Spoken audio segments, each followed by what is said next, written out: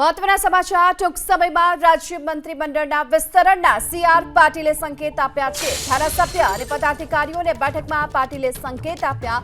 બંધ બારણે થયેલી બેઠકમાં પાટીલે આ સંકેત આપ્યાની સૂત્રો તરફથી માહિતી। ટૂંક સમયમાં જ હવે મંત્રીમંડળનું વિસ્તરણ થશે।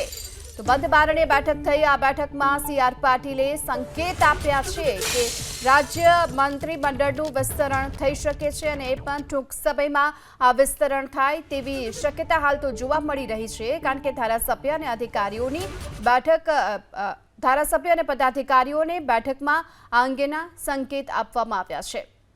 તો સૂત્રો તરફથી જે માહિતી મળી રહી છે, ટૂંક સમયમાં જ હવે રાજ્ય મંત્રીમંડળનું વિસ્તરણ થવા જઈ રહ્યું છે। સીઆર પાટીલે આ અંગેના સંકેત આપ્યા છે।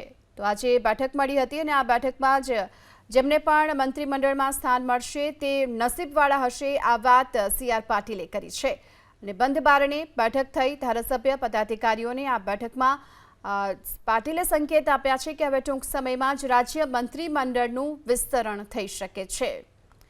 તો આજની બેઠક અને આ બેઠકમાં સૌથી મહત્વના સમાચાર સામે આવી રહ્યા છે। સૂત્રો તરફથી માહિતી મળી રહી છે કે હવે ટૂંક સમયમાં જ રાજ્ય મંત્રીમંડળનું વિસ્તરણ થઈ શકે છે। સીઆર પાટીલે અંગેના સંકેત પણ આપ્યા છે। આ સાથે જ જેમને પણ મંત્રીમંડળમાં સ્થાન મળશે તેઓ નસીબવાળા હશે, આ વાત સીઆર પાટીલે કરી હોવાની વિગતો પણ અત્યારે મળી રહી છે સૂત્રો તરફથી।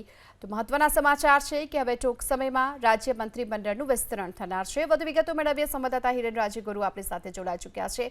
હિરેન, હવે જે રાજ્ય મંત્રીમંડળનું વિસ્તરણના સંકેત મળી રહ્યા છે, હવે ટૂંક સમયમાં થવાનું છે આ વિસ્તરણ, તેને લઈને શું માહિતી છે અને સીઆર પાટીલે કયા પ્રકારના સંકેત આપ્યા?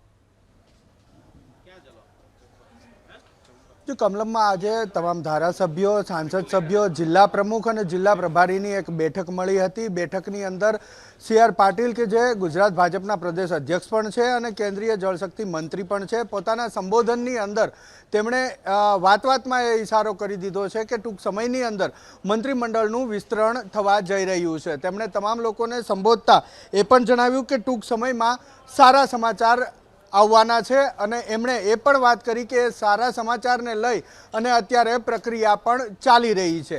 સાથે સાથે તેમણે એ પણ કહ્યું કે જેને મળવાનું છે એ પણ બહુ શાંતિથી કામ કરે, એ રીતની વાત પણ સીઆર પાટીલે પોતાના સંબોધનમાં કમલમ ખાતે મળેલી બેઠકની અંદર કરેલી છે। આ ઉપરાંત તેમણે નવા અધ્યક્ષને લઈને પણ વાત કરતા જણાવ્યું કે એ પ્રક્રિયા પણ ચાલી રહી છે। જો કે અગાઉ 2 થી 3 વાર મેં આ વાત પણ કરી હતી તેવો ઉલ્લેખ પણ તેમણે આ વાતની અંદર કર્યો હતો। તેમનું સંબોધન ચાલી રહ્યું હતું અને સંબોધન દરમિયાન તેમણે આ બંને પ્રકારની વાત કરી હતી। જો કે તેમણે આ વાત કરી ત્યારે જે વાતાવરણ હતું અંદર બેઠકનું, જેની અંદર મંત્રીઓ પણ ઉપસ્થિત હતા, ધારાસભ્યો પણ હતા, સાંસદ સભ્યો પણ હતા, તેની અંદર એક હળવું મોજું ફરી વળ્યું હતું અને તમામ લોકોના ચહેરા ઉપર હાસ્ય સ્પષ્ટપણે જોવા મળી રહ્યું હતું। કારણ કે છેલ્લા ઘણા સમયથી ગુજરાતના મંત્રીમંડળના વિસ્તરણની વાતો આવે છે અને વાતો પાછી સમી જાય છે। આવું અનેક વખત બન્યું છે, પરંતુ આજે પહેલી વખત ભારતીય જનતા પાર્ટીના ગુજરાતના અધ્યક્ષ એ